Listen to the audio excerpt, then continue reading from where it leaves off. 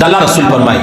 که چیرې یو سړی راولاړ سو یوه روزاتي ته یا خورما یا اوبه یا بل شی ورکړي د روزه مات دپاره هغه روزه ورباندې ماته که صحیح حدیث ترمذي حدیث دی د الله رسول فرمایي چې څومره ثوابونه الله و دې روزاتي ته ورکوي و تا ته الله رب العزت د دې روزاتي څو ثواب دي د هغومره ثوابونه الله ستا په عملنامه کې لیکي. سلمان فارسی پوښتنه وکړه ول یا رسول الله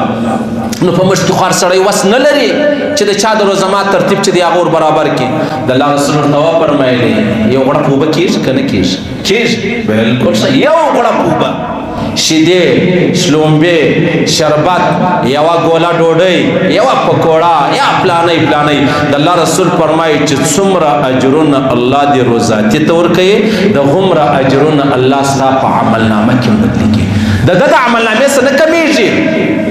چې ته ماته ګیلاس اوبه راکوې زه بیا زما د روژې ثوابونه خرابېږي یا لږېږي نه زما ثوابونه هغومره دي خو هغومره الله و تا ته پر دا یوه ګیلاس اوبو باندې درکوي. بیا حدیث کې راځي پیغمبر علیه السلام مبارک فرمایي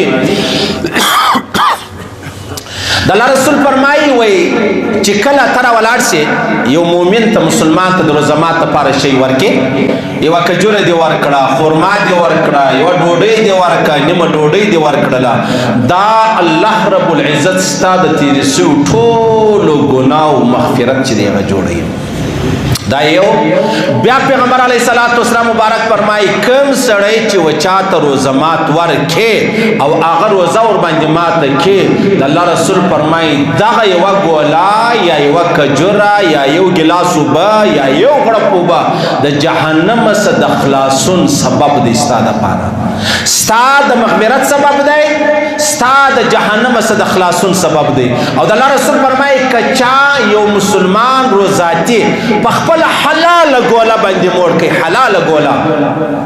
د الله رسول فرمایي چې د ده روزه مات تا ورباندې وکوي او دی موړ سو ستا په روزه مات د قیامت په ورځ به الله رب العزت زما له حوض کوثره څه و تا ته هغه اوبه درکړي چې د جنت تر دروازې به بیا ته تنده ونه وینې.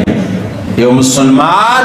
بل مسلمان ته روزه مات چې دی هغه تیار کړي یو خو د نامه دپاره دی دا زوم دی هغه لور دا پلانی او خامخا بیا کوي نو خلته بیا بله ګیله در سره کوي دا نه د الله په خاطر د الله په خاطر کوم ځای دی زما اسانه تورې در وښیم د الله په خاطر چیرې چې مسافر اوسېږي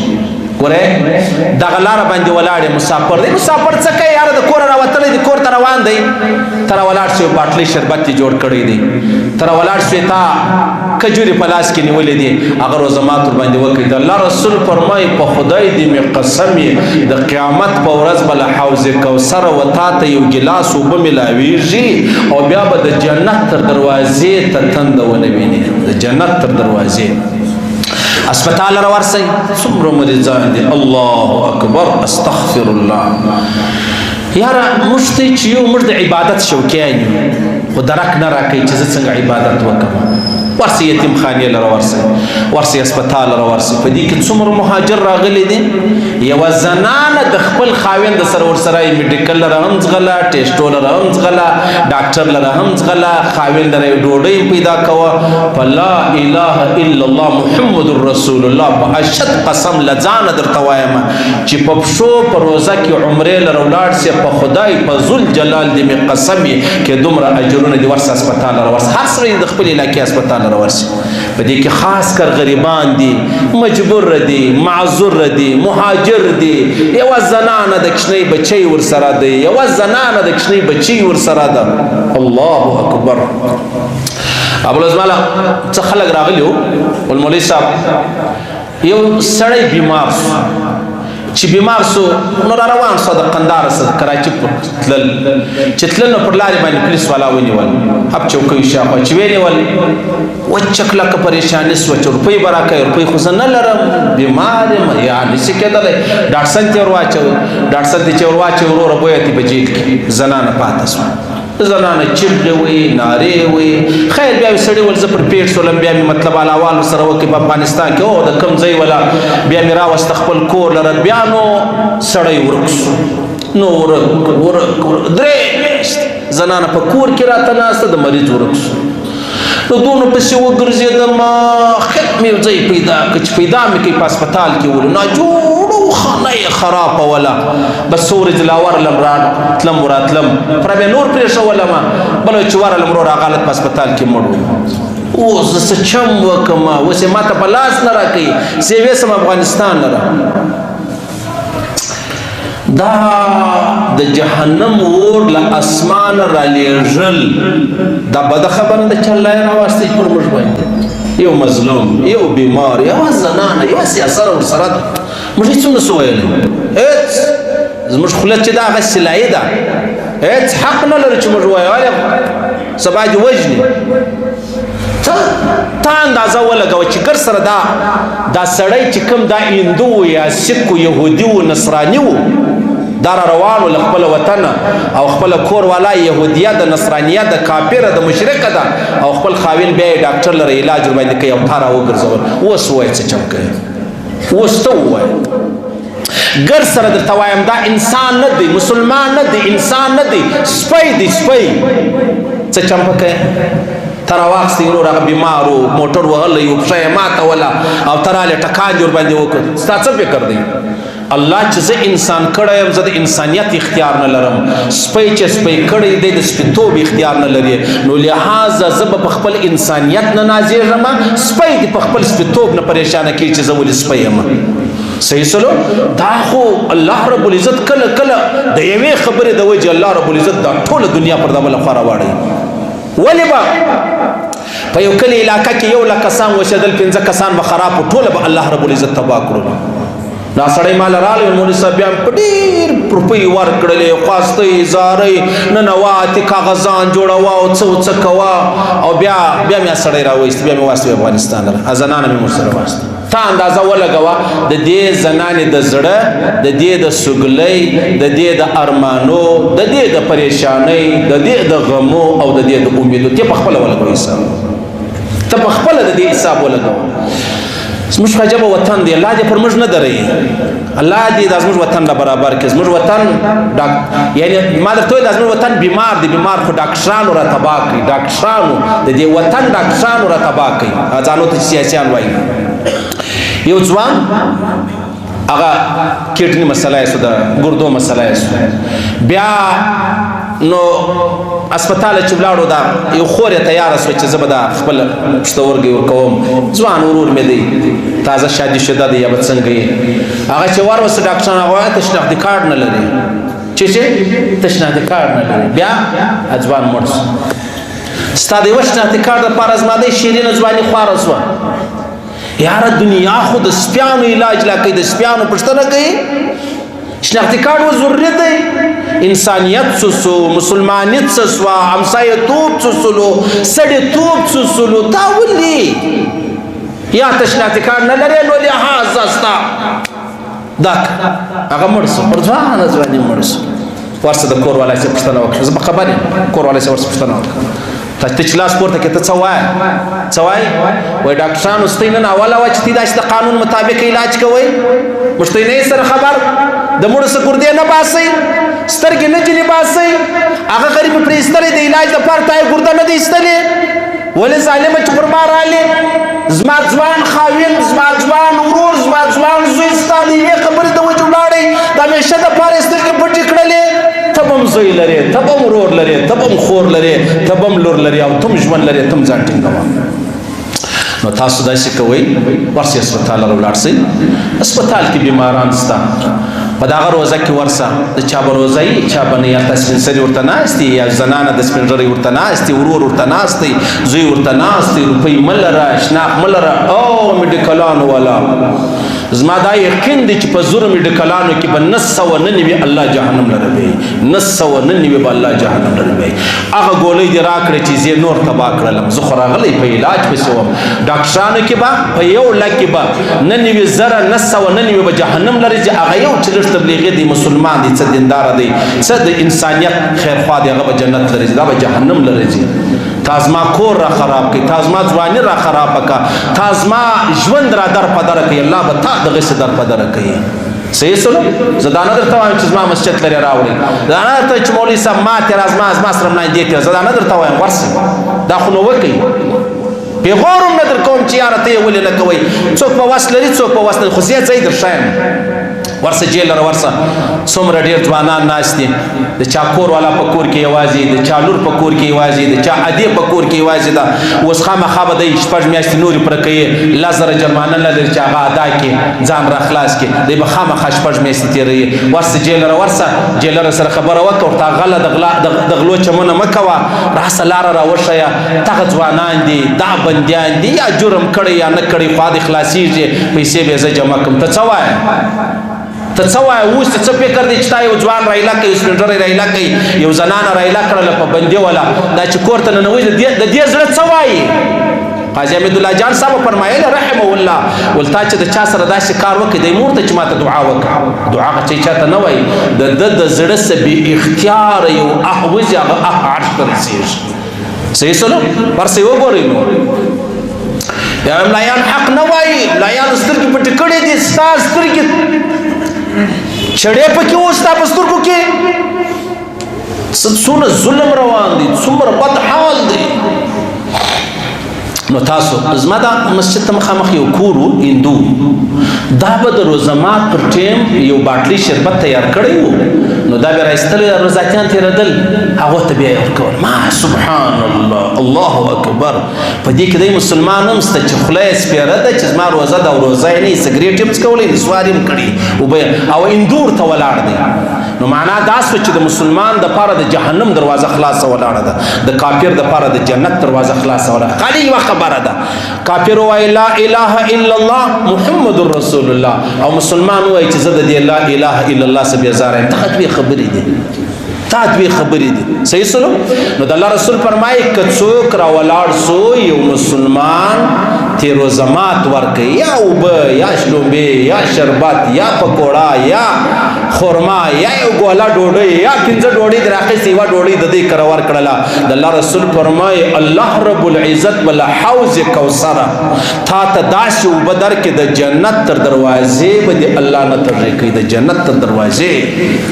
څونه اسانه خبرې مې درته وکړې، ګرانې مې نه دي درته کړې، یوه مې هم ګرانه نه ده درته کړې، یوه مې هم هغه نه ده درته کړې چې ستا تر وس وتلې ده. نو لہذا د الله رسول فرمایي چې تاسو څه کوئ؟ تاسو د یو مسلمان ورور د روزما تیاری کوئ، او پر هغه تیاری ما درته ویل په لا اله الا الله. ملایان به اختلاف را سره وکړي، مجاهدینو تبلیغیانو صوفیان بیا را سره وکړي چې مولوي صاحب تا د کومې خوا رااخیستې ده، ما د دې خوا رااخیستې ده. اوس روزه ده په پښو روان سه، د شب قدر په شپه باندې بیت الله شریف ته ورسېږي، طواف شروع کړي، په لا اله الا الله کې دومره اجر دی لکه ورسه ما یو سړی در وښوی ځوان دی بندي دی را خلاص یې کا، ورسره یوه زنانه د خاوند یې ناجوړه دی، علاج یې وکړه، ګولۍ و دوا و اکسرې و لیبارټرۍ ترتیب یې ور برابر کړه. دا ته چې عمره کوې دا ستا نفس هم د هغه وایي منم ثواب دی، زه به کله دا وایم چې ثواب نه دی، خو موږ ګورې نسبت ووایي. نسبت دا معنا چې یو غریب خورول دا ډېر لوی اجر دی در دې چې زه 1000 رکاته نفل لمونځ وکړم. په نفلو د الله څه کېږي؟ زه چې 1000 رکاته نفل وکړم د الله څه به کېږي؟ هېڅ نه کېږي. او دلته چې زه یوه ډوډۍ غریب ته ورکړم د الله بنده په مورس، نو د الله بنده مړول دا معمولي خبره ده. الله دې موږ ټولو ته رانصیب کړي. نو د الله رسول فرمایي چې تاسو څه کوئ؟ تاسو په روزه کې د یو مسلمان ورور د روزه مات ترتیب برابروئ. اوس یو سړی وایي یاره زه خو دونه وس نه لرم دسترخوان هوار کړمه. یاره دومره خو لرې چې دا ستا په محله کې یو یتیم دی یا کونډه دی یا غریب دی یا مسافر دی یا مهاجر دی یا در په دره دی د ماښام په ګوله باندې حیران دي، 2 ډوډۍ دې راخیستې، یوه ډوډۍ خو ورکولی شي، ورکه یوه ډوډۍ ورکوې. ګوره هغه ابراهیم علیه السلام مبارک چې اور ته وراچولی موږ ته خو اورېدلي دا توتکۍ و په خوله کې اوبه راوړی، نو هغه ور دې مړ کوي، ور دې مړ کوي. خوشاده سوه، آباده سوه، په ښه خوله یې ګرد یادوو، په ښه خوله یې ګرد یادوو. کربوړی و اور ته ناست و، اور یې تیزوئ، د ده په خوله باندې اور تیز سولو، نن یې موږ ګرده په بده خوله یادوو. د مرګ دپاره یې کوشش کوو، هر سړی کوشش دا کوي چې اول کربوړی زه مردار کړمه. 2 لارې دي، یوه د توتکۍ لاره را پاته سوه، یوه د کربوړي را پاته سوله. د توتکۍ په لاره کې به ما او تا په قبر کې خلک هم په ښه نامه یادوي، او د کربوړي په لاره کې ما او تا پر دا روډو ګرځو، خلک به ما او تا ته بد وایي. او بیا بله خبره دا د عزیزانو، د الله رسول فرمایي چې تاسو په روزه کې 4 شیان لازمي کوئ. دوی خبرې د الله د رضا دپاره دي او دوی خبرې ته چاره نه لري. اولنۍ خبره دا ده د الله رسول فرمایي د ابن خزیمه حدیث دی د الله رسول فرمایي تاسو په روزه کې چیش ډېر وایاست لا اله الا الله لا اله الا الله دومره اجرونه دي. د الله رسول فرمایي چې کله یو سړی کلمه شریفه ووایي دا ډایرکټ عرش ته رسېږي هېڅ یو رکاوټ په مابینځ کې نشته. لا اله الا الله لا اله الا الله. ایو حدیث کې راځي د الله رسول فرمایي علامه بیهقي حدیث نقل کړی دی بني اسرائیل کې ځوان مړ شو چې مړ شو نو ملایکې راغلې د ټول اندامونه یې وکتلې هېڅ یوه نیکي نه وه پکې د ټول اندامونه سترګې غوږونه لاسونه پښې یو شی نه خو لیکن د ده چې خوله خلاصه کړه د ژبه د تالو سره لګېدلې وه د الله رسول فرمایي د مرګ پر حال ویل لا اله الا الله په دغه وخت کې دا ژبه د تالو سره لګېدلې وه دا کلمه یې ویله مرګ راغلی د الله رسول فرمایي په دا یوه واره ویلو باندې الله جنت ورکوي. د الله رسول فرمایي د قیامت پر ورځ به اعلان وشي چې هغه سړی دی د جهنم راوځي چې په ټول ژوند یې یو واره ویلي لا اله الا الله لا اله الا الله. د الله رسول فرمایي د قیامت پر ورځ به اعلان وشي د الله له جانبه چې هغه سړی د جهنم راوځي چې په ټول ژوند یې یو واره د الله جل جلاله څخه بیرېدلی دی په ټول ژوند یو واره الله یاد کړی دی لا اله الا الله لا اله الا الله. د الله رسول فرمایي بهترین ذکر چې دی هغه لا اله الا الله دی بهترین ذکر کوئ تشبیه لا اله الا الله لا او هغه دا په ګوته چې مې کړي دا دنده د مابین ځواب بس صحیح ده ان معنا دا د صدقې ودې زه ذکر کوم دا خبره به وروسته راته وکړي ستا او د الله معامله د بنده ما په خبره اوس ما او د الله معامله ده لا اله الا الله لا څومره ویلی سي هیڅ شک به دې کې نشته پر دې هیڅ څوک اختلاف نه لري چې تا ویل دومره واره لا اله الا الله ویل د الله اجازه د رسول اجازه د ټولو مسلکو اجازه ده هیڅ څوک اختلاف نه کوي چې تا دومره لا اله الا الله ویل صحیح ده لا اله الا الله. او حال دا دی که غسل لري که نه لري که اودس لري که نه لري که په مسجد کې که په بازار کې ما په باتروم کې مه وایه په لیټرین کې مه وایه مردار ځای مه وایه مردار ځای مه وایه نور که ستا غسل یې که نه پروا نه لري لا اله الا الله لا اله الا الله. سل واره ته دا تسبیح اړی په آخر کې یو واره ورسره وایه محمد رسول الله لا اله الا الله دا زموږ ذکر دی په آخر کې یو واره ورسره وایه محمد رسول الله محمد رسول الله. بس عزیزانو ټیم را باندې پرسولو ټیم نه ضایع کوم رش ډېر دی نو الله دې موږ ته د دې روژې احترام را نصیب کړي الله دې موږ ته د دې روژې فضیلتونه را نصیب کړي الله دې موږ ته د دې روژې برکتونه را نصیب کړي الله دې د روژې د بې احترامۍ او بې قدرۍ وساتي. عزیزانو د چا په خبرو پسې مه ځئ چې تراویح سته که نه سته چا په خبرو پسې مه ځئ موږ ته خپلو اکابرو بزرگانو مشایخو علماو امام بخاری و مسلم امام ابو حنیفه و امام مالک و امام شافعی امام احمد بن حنبل دا خبرې کړې دي نظما ضرورت سته نستا ضرورت سته نظما په ویلو تراویح کیږي نظما په ویلو په نه ویلو باندې تراویح نه تراویح کیږي دا خبره چې دا خبره دماغ وباسئ قطعا په داسې خبرو کې مرضی او د الله رسول فرمایي د قیامت یوه علامه ده د خلک به د دین هغه کار کوي چې د ده پکې فایده وي کې تاوان بیا یې نه کوي. او اوس خبره د هغه ده چې یاره دا څه خلک وایي وایي تراویح چې د هغه نسته نو په نه تراویح کې ستا فایده ده داسې نه ده چې ستا ګټه ده په نه تراویح کې ستا فایده ده دا نه چې ستا تاوان دی. اوس که ستا تاوان وی بیا دې والله کړی وی نو ګټه ده بس هسې دې چا خبره غواړي چې پلانې هغه صاحب یا ملا صاحب یا پیر صاحب ویلې چې دغه تراویح چې دی هغه نسته زموږ دپاره